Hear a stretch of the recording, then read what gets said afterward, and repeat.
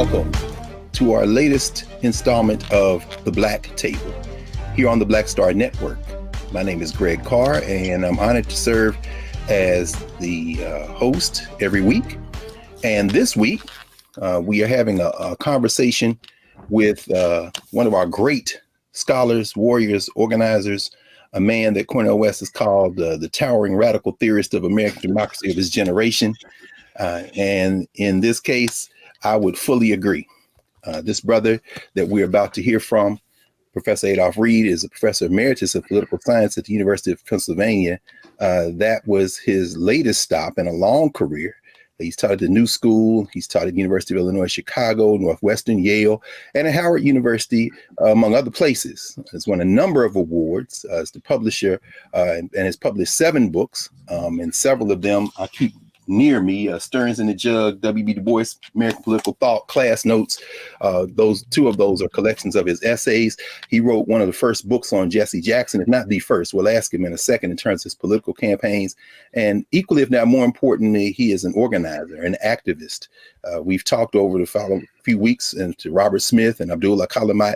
Well, like them, Adolph Reed has been in the trenches and grappling with the real issues that will help us transform our society. His latest book, the book we'll be discussing today, is The South, Jim Crow and Its Afterlives. He is a Southerner, New Orleansian, although he's got roots in Arkansas, has spent time in Georgia, North Carolina, many other places. And we're going to talk about all that and more now with our guest here at the Black Table, Professor Adolph Reed Jr. Welcome, Professor Reed. How are you? Oh, good. Yeah, good, brother. Thanks a lot for having me, man. I appreciate it. And I thought I saw Stearns and the Jug on the shelf behind you, but I didn't want to be too arrogant. Oh, yeah. No, yes. Look, I didn't realize, and of course, you mentioned your dear friend and another great force who we lost too soon, Joe Wood. Yeah. And it took him 2 years to coax you into writing What Are the Drums Saying book. I remember reading that in the Village Voice, and those shots fired still reverberate, brother. You get still stung by that, man. I'm glad Cornel got over it. Hey, man, like I've got so much respect for that brother, man. I mean, like we have worked very closely together, especially through the 2 Sanders campaigns, and he's like a stalwart comrade and more than one of the most important things I think I can say about anybody is that he's clearly politically serious. And there are fewer and fewer of those folks out there, right? Even when they think they are, they aren't. So it's funny. I had planned on asking you this later, but actually since in the flow of conversation, it works quite well. The young cat that wrote the profile, a bit of a profile on you and a bit of a review on the book in the New Yorker in January.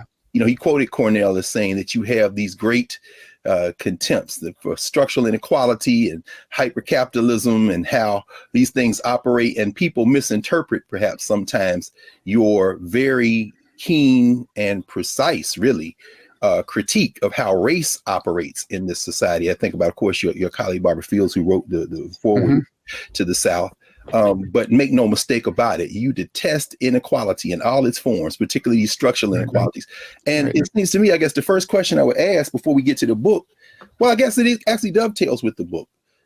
Where does that come from? You come from a long line of folks who have pushed against barriers. And we were talking about your father and your mother as well. But please say something about your origins. Well, yeah, it's funny, man. I mean, like one of my personal mantras, maybe my personal motto is that it's most often better to be in the right place at the right time to pay attention than it is to be smart, right? And that's the response that I have whenever somebody says I was prescient for observing Obama and the way I observed him. I was just there, right? I was in the birthing room at the outset of his political career, so to speak, and was involved in the controversy. So, but I say that to say, well, back when I was a youngster, as you know, there was a certain cachet that attached to the persona of the red diaper baby back in the 60s. Yes. But I always felt like I just inherited the family business, right? I mean, because my dad, right, was immersed in and came out of that sort of Black Popular Front leftism from the 30s and 40s. And his father in like Southeast Arkansas was actually a Debs voter and a socialist. And Gene Debs. Yep. So, and I think like there was like a handful of Debs voters in Arkansas in the 1912 election. And his father was one of them, and Orville Faubus's father was another. Wow! Oh yeah, you really disrupting narratives. At this is before Moore versus Dempsey. I think about all my. Oh yeah, that's right. These cats want to talk about Scipio Jones and them boys. He's like, no, race is not that easily read. You have to read it against class. Fascinating. Yeah.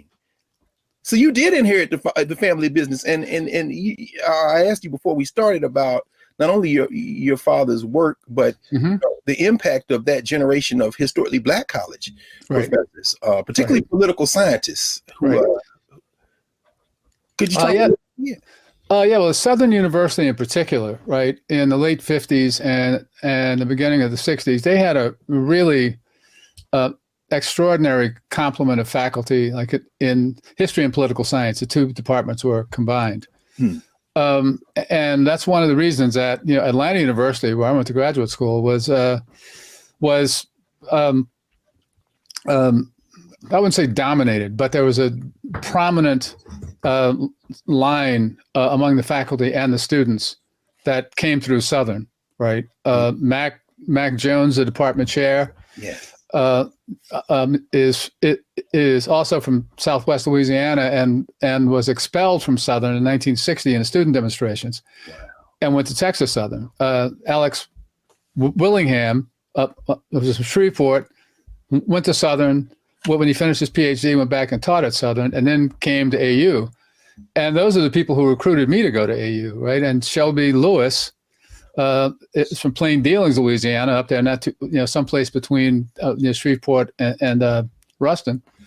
And she taught at Southern, or she went to Southern, and she came and she taught African politics at AU, and we had a bunch of students, right? I mean, my closest comrade in like every student class for several years had somebody like me in it, at least one such person who had come back to graduate school from having been out organizing, right? Yes.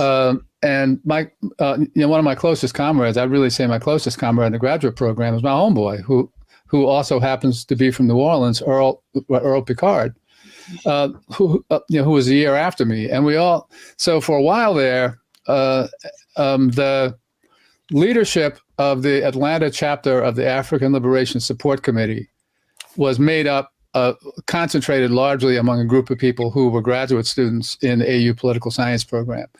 And in fact, one especially telling moment was several of us were enrolled in a Marxist theory seminar that Alex taught in the fall of 1973. It was my second year and Earl's first. And as the semester began, we were confronted with the coup against the Allende government in Chile. And this was at the same time that we were struggling for a left position within the Atlanta ALSC chapter, and coming up on the 1973 mayoral election in Atlanta, which would produce Maynard Jackson, the city's first Black mayor. So it was like once again, I go back to the motto, right? It was quite important for me to be in the right place at the right time and pay attention. That's remarkable, and we actually, as I said, we talked to Abdul, Professor Kalamat. His new book on the Liberation Support Committee is out now, and I don't know how you managed to pack all this in 140 plus pages in this book. But I mean, there are references to the Republic of New Africa, to the Garvey movement, and you actually, having lived through those moments in the 60s and 70s, coming of age intellectually and being involved, you have a unique perspective. And we'll get more into this in the next segment, but the book, which I think you, of course, rightly bristle at calling it a memoir, but you do. Thank you, brother. You do use your life as a Southerner who is well-traveled and circled through these movements to kind of give unique perspective. Could you give us a sense of what it was like growing up in New Orleans. And we'll come back after the break and talk about this much more. But you didn't just grow up in New Orleans, huh? You New Yorker. Right. Well, and so in a way, I think all that kind of helped because, like, yeah, I mean, moving around a lot wasn't fun at the time as a kid, of course, but I realized, like, in retrospect, like not having come up in any one place, like the rules of the game, right, of hierarchy and exploitation were never really second nature. I was always kind of learning right what the local options were. But yeah, I mean, I don't know. I mean, as you well know, like the circumstances that you grow up in are always going to be somewhat like nature. I mean, for instance, somebody asked me in another interview not that long ago whether there's an incident that I mentioned in the book where my grandmother, like when I was a little kid, I used to love to ride the Algiers ferry back and forth across the river. And my grandmother and I were on it one day. I was like 5, 6, 7, something like that. And we sat close to the dividing line, the Jim Crow dividing line on the ferry. And I asked her, what was up with the chicken wire? And she said in a stage whisper, well, a lot of crazy people ride the ferry and they have to sit on the other side of the chicken wire. So, that made sense to me. And I was glad that they had to sit over there. But somebody asked me, not that long ago, if I noticed that all the people on the other side of the chicken wire were white. And fact is, no, I didn't, right? I just knew they were crazy people, right? That is hilarious. It's so funny because even as you open the text, man, the way that not only your grandmother and your family, but Black folk in the Black community, and the way that you, disassemble this notion that race is somehow real, but rather it's socially constructed. The way that y'all navigated those lines, not only did it feel familiar to me as someone born and raised in Tennessee, who's in that generation that comes after you all, right, and kind of received that kind of, our parents grew up in the lost cause mentality South, but it was very familiar because it's not that simple as black and white. Right. Was this the same grandmother y'all sent in to get the beignets, man? Absolutely. And any Southerner understands what you were writing there. It's not just black and white. Oh, good. I hope so. Yeah, I definitely hope so. Yeah. Right. If when we come back, we're going to take a minute pause, and when we come back, we actually are going to go right to your book, The South, and we can talk more and really get into this whole complexities of race and class. Through the lens of someone who is in a generation, which is in many ways the last generation to have directly experienced that form of American apartheid we call Jim Crow. So back with the Black Table in a moment.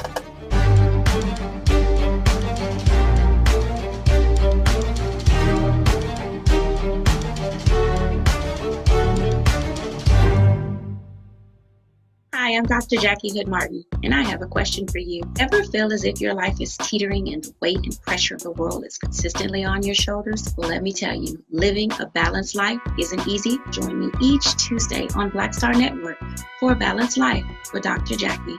We'll laugh together, cry together, pull ourselves together, and cheer each other on. So join me for new shows each Tuesday on Black Star Network, A Balanced Life with Dr. Jackie.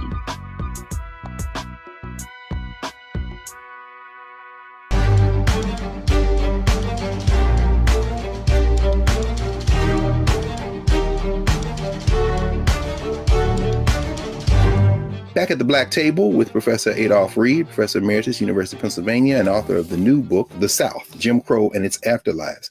When we left, we were right on the verge of beginning to plumb the depths of this book. In the first chapter, Quotidian Life in the 1950s and 60s, in chapter 2, The Order in Flux and Being in Flux Within the Order. Prof, help us understand what you mean when you help us understand. Well, you say two things. One, you're in that generation, of course, who experienced Jim Crow, and you say it's the last generation. And by the way, I'm glad that y'all are long-lived. Your mom, that's great to hear, man. But I mean, help us understand, in a world where we often see too many times things as black and white in terms of race, right. What those complexities look like growing up for you and traveling around. Well, yeah. It's kind of hard to do it like in a nutshell because, like I said, I mean, the when you're experiencing it, like it's just life, right? Yes. So it's only, with the benefit of hindsight, right, that you can begin like to order it, right, right into categories. And I mean, like if you come up with the understanding of a hierarchy, then the hierarchy is like nature. But people also kind of look for, dignity and decency and security in their lives, no matter what. But I think one of the differences now that doesn't help us, and I know that this person is like going to be just probably tired of my using this anecdote, but a couple of years before I retired, I did a course, a grad seminar on Black American political thought. And it was really more of a reading course or a bibliographical course than it was a research course. So the readings were impossibly heavy. And students led discussions every week about, that week's readings. And this one student who was a first-year student in political philosophy, whose background wasn't part of this stuff at all, led the discussion of a mass of readings from the mid-30s to the late 40s, and people like Ralph Bunche, Oliver Cox, a big chunk of Rayford Logan's collection, What the Negro Wants, a bunch of other stuff, articles from the Journal of Negro Education, a lot of other stuff. And she began by saying, the thing that really surprised me about all these readings was nobody actually talked about the need to fight racism. They all talked about, specific policies and proposals that we needed to fight for and ones that we needed to fight against, but nobody was talking about fighting an abstraction called racism. And one of the things that's happened to us since in the aftermath of the Voting Rights Act and with the sort of change in Black American politics since then, is that the way we think about and talk about politics has moved farther and farther away from concrete objectives and issues and policies, and more to abstractions like racism, white supremacy, or trans-historical anti-blackness or whatever. Mm-hmm. So from that perspective, and I mean, I often invoke the metaphor of an aerial photo lens, right? So like the higher you pull the lens up right into the air, the more everything on the ground looks the same, right? But the closer you come to Earth, the more able you are to see the distinctions, right? About the mountains, the valleys, the deserts, right? Whatever. Yes. And to the extent that our the dominant ways of thinking and talking about politics among Black Americans have climbed up to that level of abstraction that they've climbed up to, then it does create a picture in which everything seems the same. Nothing has changed, right? Because insofar as racism is an attitude, well, the attitude is going to be around, right?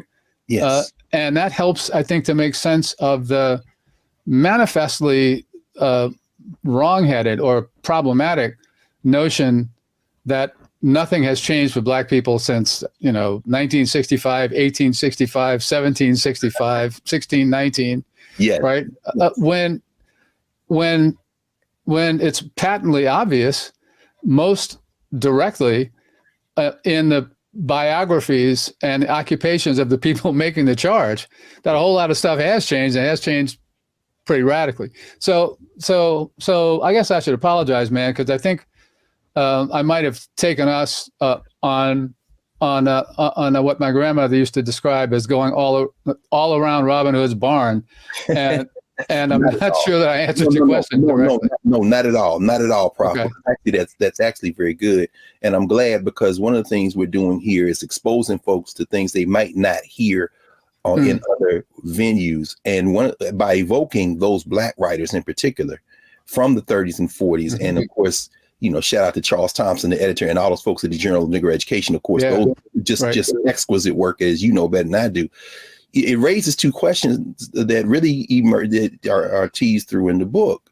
one, when you say separate was never intended to be equal. Mm-hmm. So, those who might romanticize and say, well, we had to get, I remember the conversation you had with the white patron, y'all in the hotel where you wouldn't have gone in before, and he's talking about the good old days. And he said, right. I'm not going to say anything. I just want to get my po' boys out of here. But on the other end of the spectrum, which is fascinating, you say that, oppressed people know it. So the idea of devaluing the poor, and I guess in what you've just laid out for us, some of those things kind of converge. They might not have written about race overtly. Oliver Cox, another HBCU towering figure, of course, Ralph Bunche and all of those folks. At the same time, I wonder, the folks who say perhaps that nothing has changed or that things that have changed haven't made that big of a difference. How do you think about the power of Black institutions during this period of Jim Crow, realizing, as you say in the book, that one of the things segregation did was prevent the full maturation of that kind of class stratification that since 1965 we've seen just really jump. Right. But it maybe is part of this assertion that things haven't changed as a result of folks who find themselves in different institutional formations or class arrangements than their predecessors. I don't know. I mean, that's an interesting question too. Like, I wonder about that.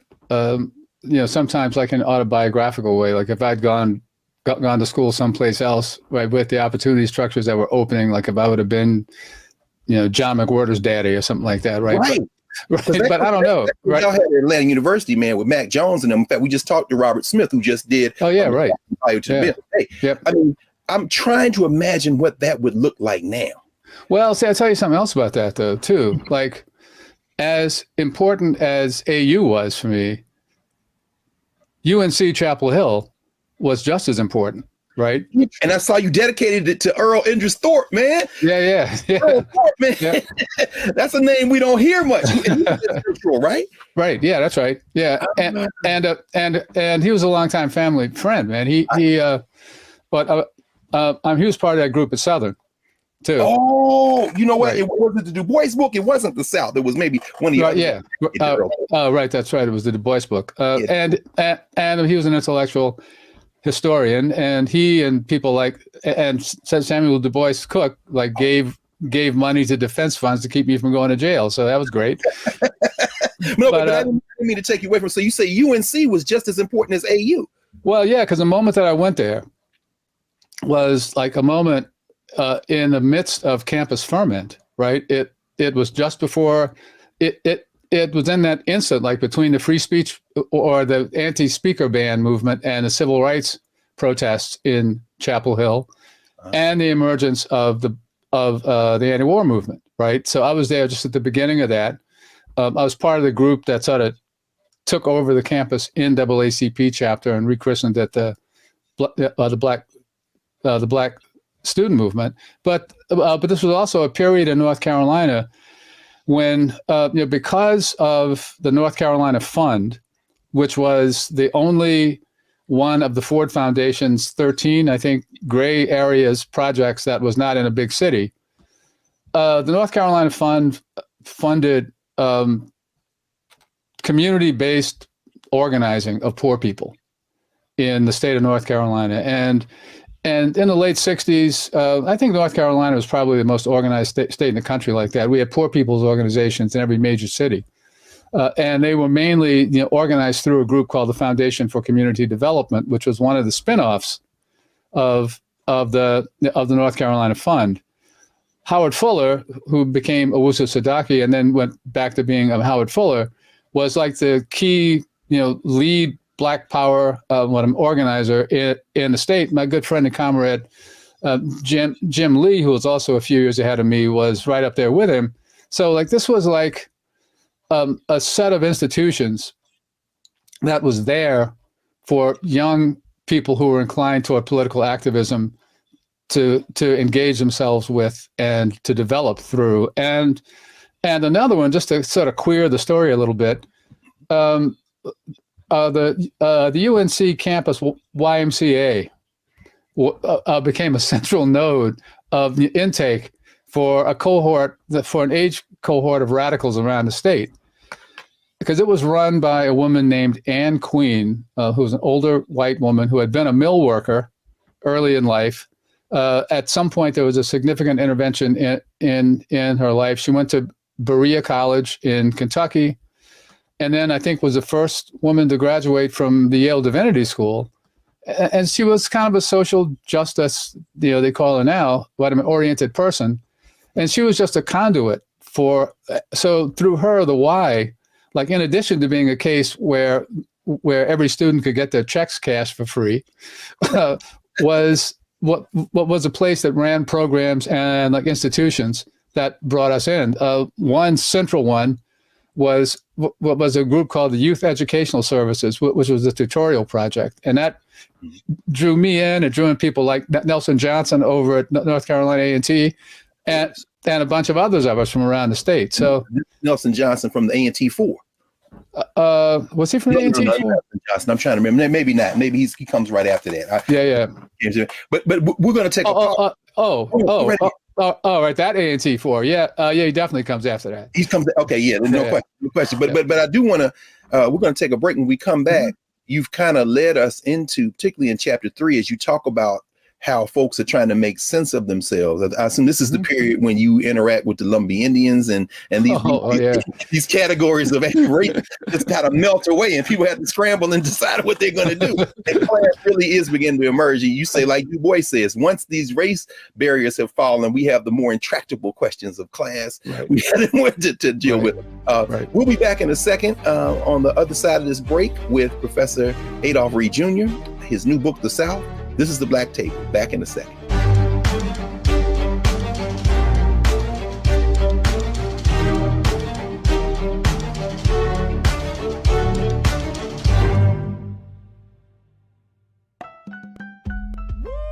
We're all impacted by the culture, whether we know it or not. From politics to music and entertainment, it's a huge part of our lives, and we're going to talk about it every day right here on The Culture with me, Faraji Muhammad, only on the Black Star Network.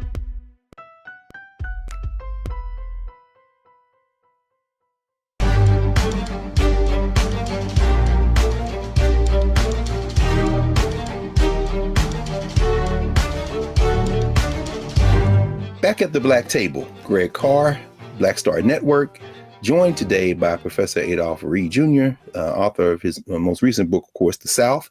And Professor Reed, you had us in North Carolina when we left, and you really began to narrate how the black-white paradigm begins to melt away in the wake of that legislation, the Civil Rights Act of 64, the Voting Rights Act of 65.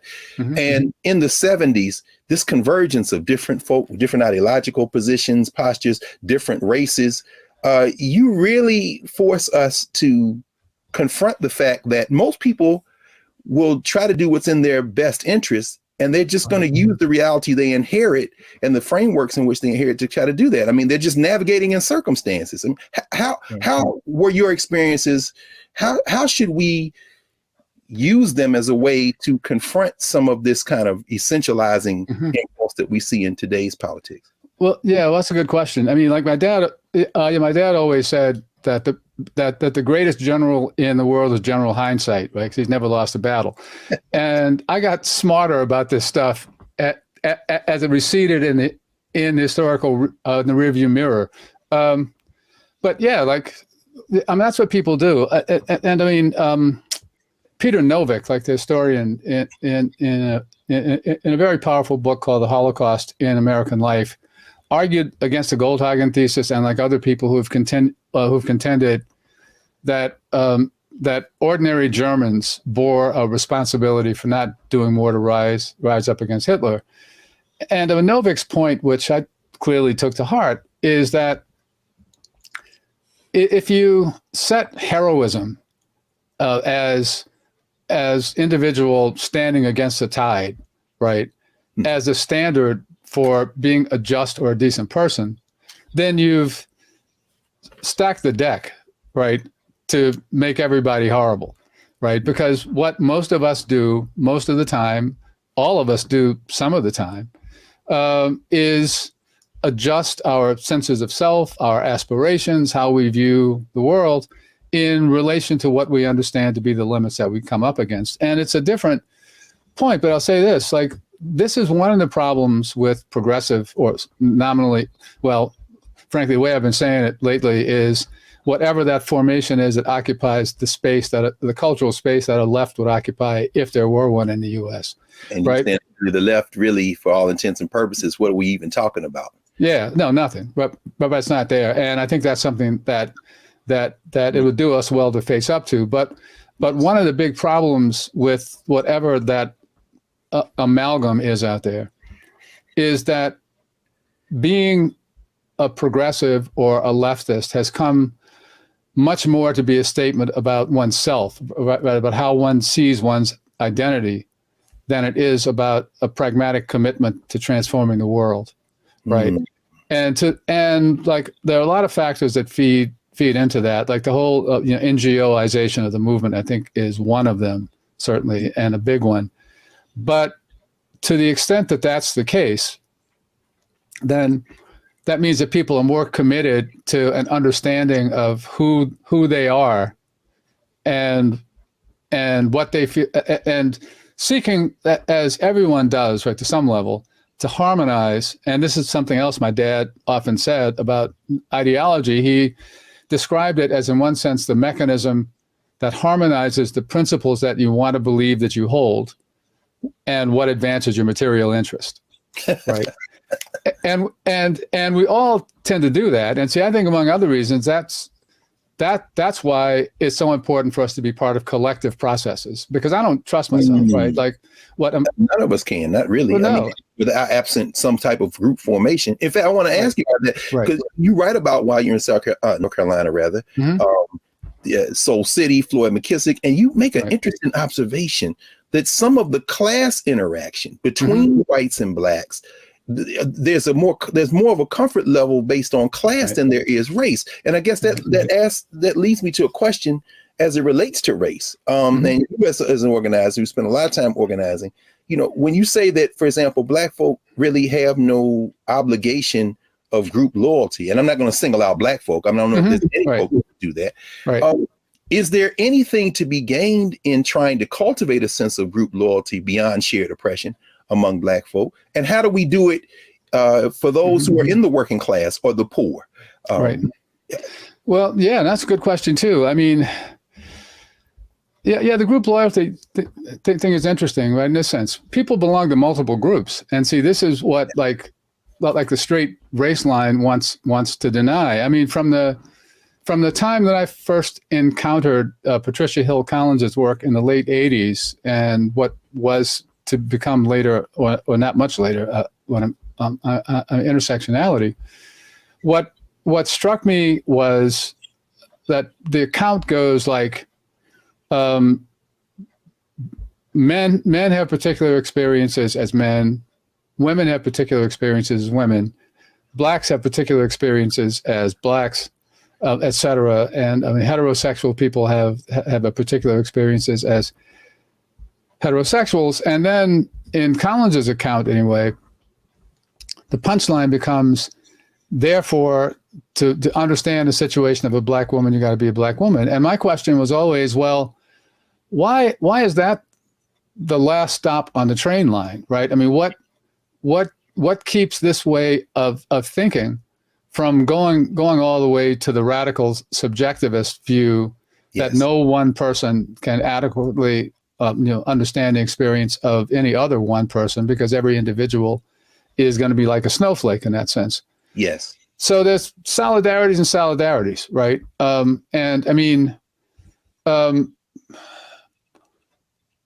race in Barbara Fields' great encapsulation has always been a mechanism of symbolic camouflage or superficial camouflage over political economic dynamics and hierarchies. Like, I'm working on a chapter now where I'm comparing the commitment to white supremacy on the part of the lost cause ideologues in the late 19th century as a way of, as a means to imposing a ruling class program, right, to our contemporary moment, where on the part of some of the people who want to focus our politics on taking those monuments down.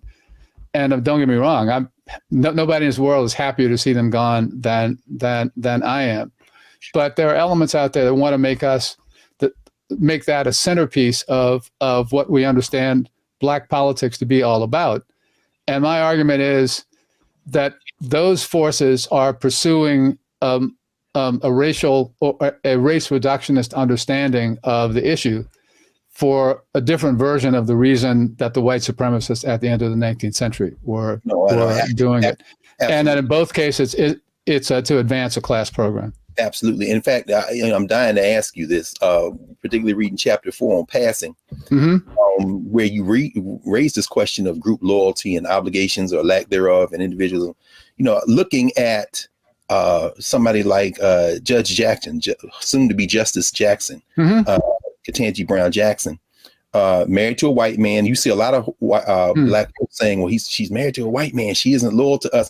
But you kind of encourage us to dispose of this notion of racial loyalty that flattens those class distinctions. And I'm wondering whether in a class analysis, she might be considered a passant blanc, in the sense that it's passing more than just phenotype.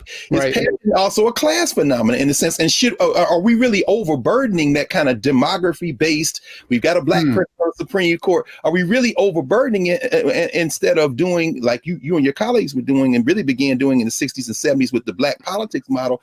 Let's look at our interests. What are our interests? In fact, put a blindfold on and ask the politicians what their interests are.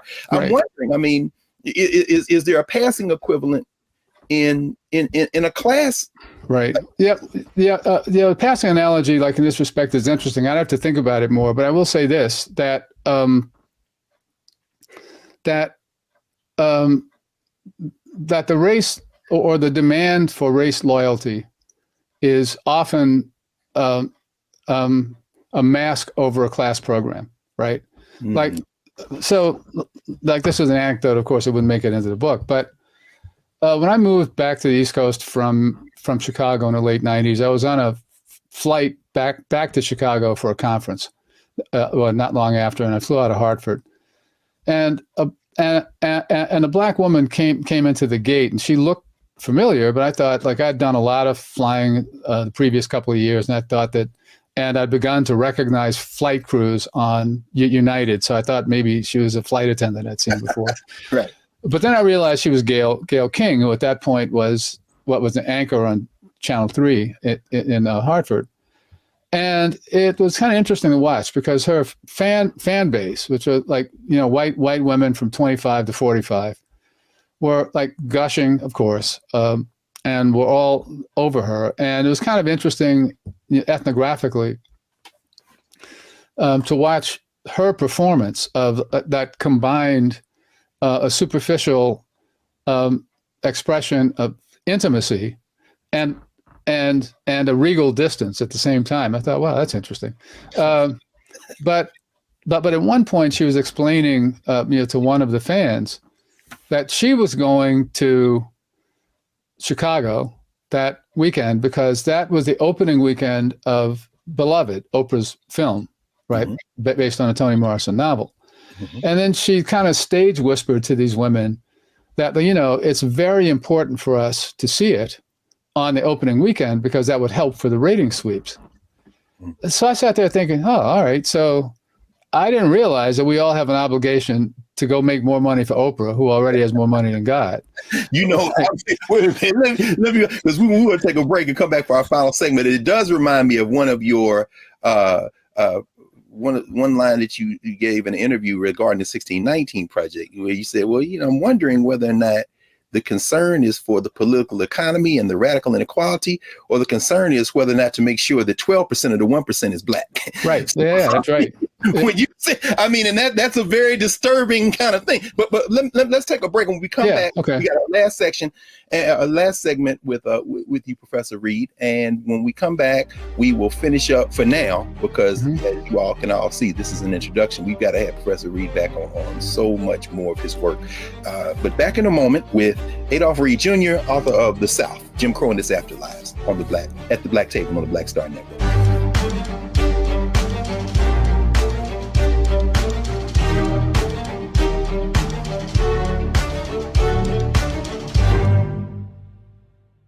It's time to be smart.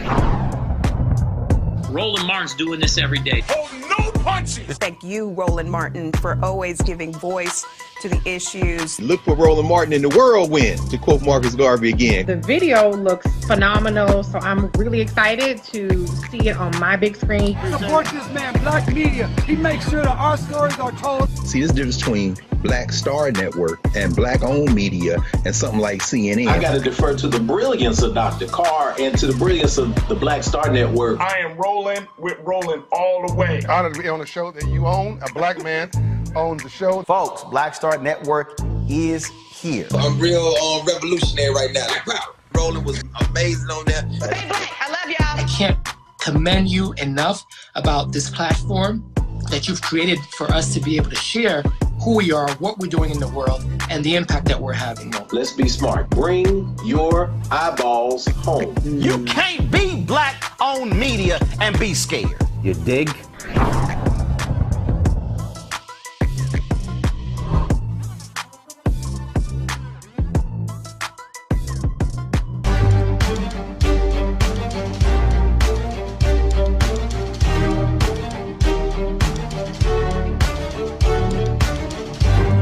We're back at the Black Table for our final segment for now with Professor Adolph Reed. And when we left, we were discussing, among other things, Professor Reed was helping us begin to tease apart some of these class issues that are intraracial often in the Black community and that are obscured. Professor Reed, and I didn't mean to cut you off, I wanted to get right into it because I know we had so much more. When you look at contemporary politics, and, you talk about anti-racist work that people are doing and diversity, equity kind of stuff. What are some of the ways that we can draw from our previous experiences and regain maybe some of that momentum of memory from some of the struggles that have been waged in the 60s and 70s and forward, trying to build an analytical framework and organize to kind of replace some of this, I don't even say drift. It just seems like a surge toward this identity politics model. Right. Well, yeah, that's another really important question, man. And I mean, I think the main thing that we can learn and see generally, and I know that you're asking like a different question. Generally, but I mean, generally, like when people ask that, what they have in mind is, going like to the Oracle at Delphi and getting some wisdom from Malcolm X or something like that, right? We know that's not coming. Right. No. And besides, and this may rankle some people too, but we don't know how Malcolm X would have turned out if he hadn't been murdered, right? You make that point. In fact, what was somewhere you wrote? I think it was in Stirrings. Yeah, that's right. The symbolism of Malcolm is almost worthless in the sense that he just becomes a figure, an avatar, and it just mutes contemporary. Right, like those X caps, right? The Spike Lee was making money off of in the early 90s. No question. So there is no Oracle coming then. So what do we do? Well, see, I mean, this is how I think that it makes sense to approach history in ways to help us try to understand the tasks that confront us in the present. In the last chapter or the conclusion of my Du Bois book, I make an argument for what I call a generative approach to history, or to political history in particular, which comes down to this. Yes. That at any given moment, there are a number of forces and ideas and tendencies in contention in a struggle. And the struggles get resolved. They usually, almost all the time, they get resolved in favor of the most powerful elements, right? The ruling class. right? Ultimately, Yeah. and the rest of us make accommodations, right? But when a moment of struggle, and this is oversimplified, of course, but when a moment of struggle gets resolved into a new common sense, then that becomes the baseline understanding of the nature of things for the next round of struggle, basically.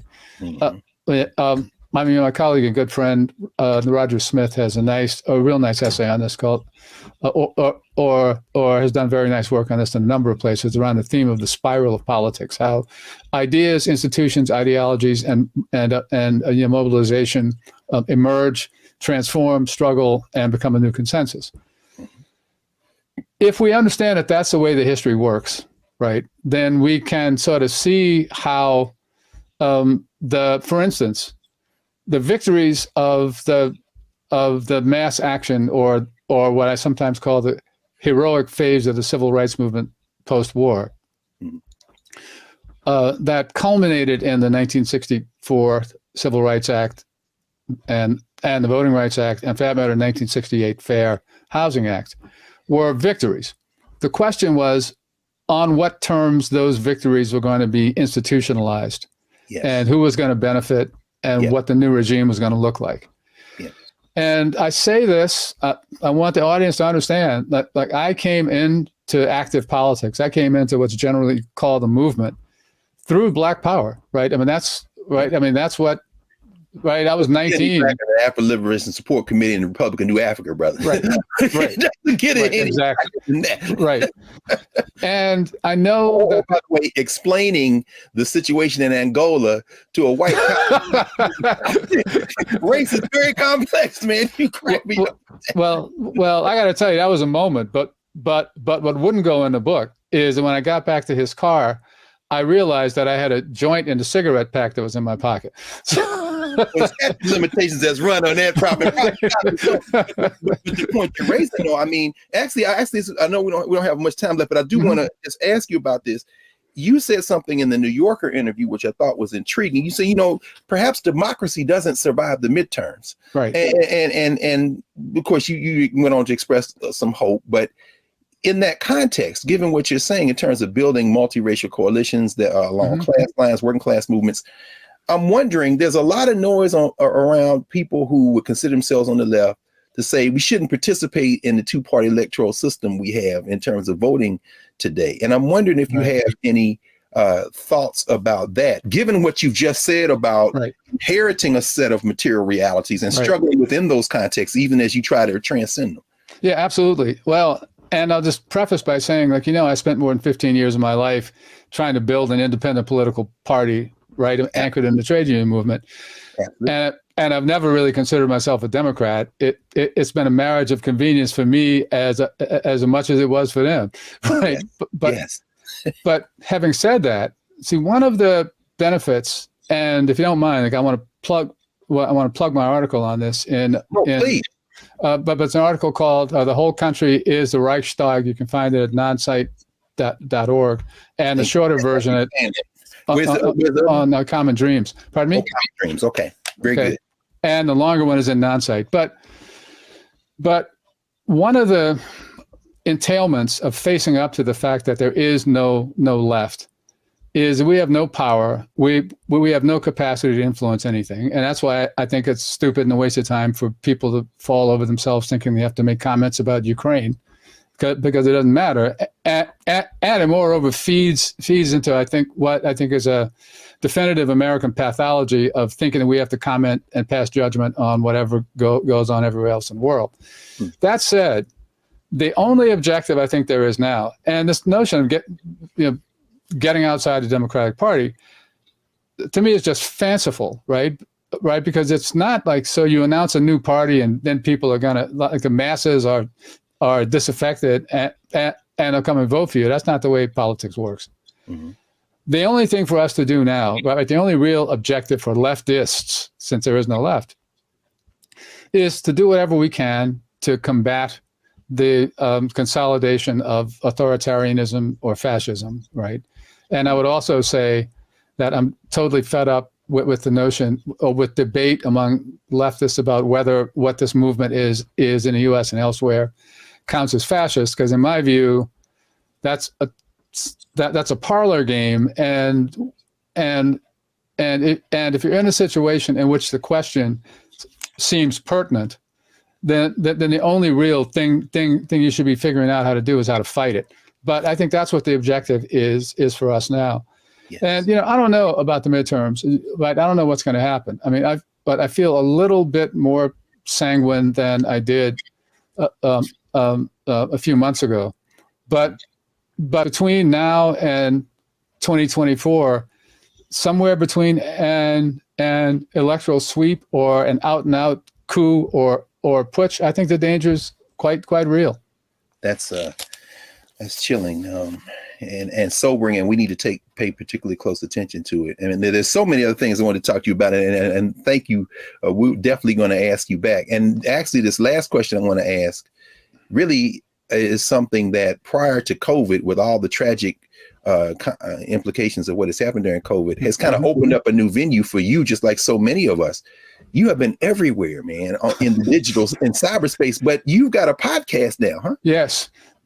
Yes. About that as we got to close out. Yeah. No, I'm glad you mentioned it. Yeah, we have our own podcast called classmatterspodcast.org, and this is like a project of the Debs Jones Douglas Institute, which was created as the educational arm of the Labor Party, and it connects with the work that we've been doing with a small group worker-led trainings on economic crisis and healthcare crisis, and the organizing work that we've been doing in South Carolina and elsewhere within the trade union movement. And the tagline for our podcast is that this is where we consider every episode what the country would look like if it were governed by and for the working class. Interesting. And we've got two in the can now, and we're trying to get a third one together, and they're available at the website. The first one is a group of us talking about how to think about what the working class is, and whether and why what working people have lost faith in government and public goods. The second episode is a discussion with Mark Dimmenstein, who's the president of the American Postal Workers Union, on the centrality of the Postal Service and the dangers of privatization more broadly.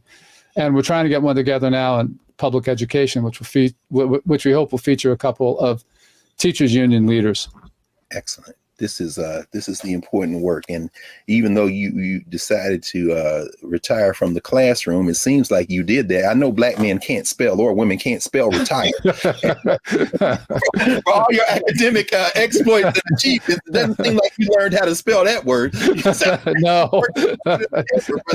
So we want to thank you, Professor Reed, and of course invite you back, and we'll take some time. I really wanted to ask you about reparations, but that's a tease, because we could spend a whole lot of time with that. Folks are talking about it, but I want to ask you about it, and maybe next time we come back. But thank you so much for joining us. Oh, hey man, thank you so much for having me, and I really enjoyed the discussion, and I'll be ready to come back whenever you want me, if we can work it out. Absolutely. Thank you so much, Professor Reed. So all right, man. Oh, okay, sorry. Just make sure. That is our conversation, our initial conversation with Professor Adolph Reed, author of the new book, The South, Jim Crow and Its Afterlives. Encourage you all to get it. Also to subscribe to his podcast and to follow him across social media platforms. He's been quite busy in helping us try to figure out how to solve some of these real problems that face us today, not only in the United States, but in the world. Back in a moment with a final thought as we clear the black table for the week.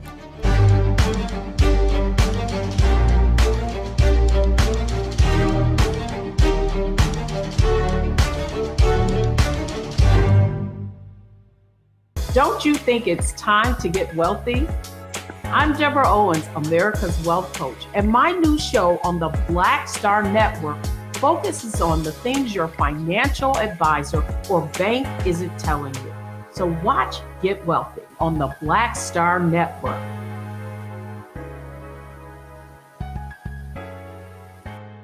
Folks, Black Star Network is here. Hold no punches. I'm real revolutionary right now. Black power. Support this man, Black Media. He makes sure that our stories are told. Thank you for being the voice of Black America, Roland. Stay black. I love y'all. All momentum we have now, we have to keep this going. The video looks phenomenal. See, there's a difference between Black Star Network and Black-owned media and something like CNN. You can't be Black-owned media and be scared. It's time to be smart. Bring your eyeballs home. You dig?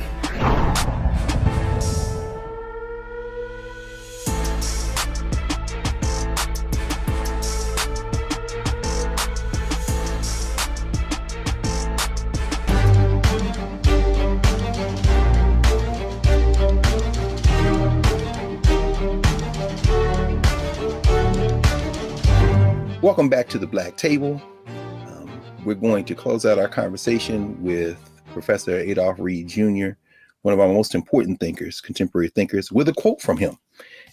In fact, this is from his book, his 1997 book, W.E.B. Du Bois and American Political Thought. I encourage you all to get this book, Adolph Reed Jr. At the very end of the book, you heard Professor Reed talking a moment ago about building a different type of politics and political theory grounded in the realities that we face.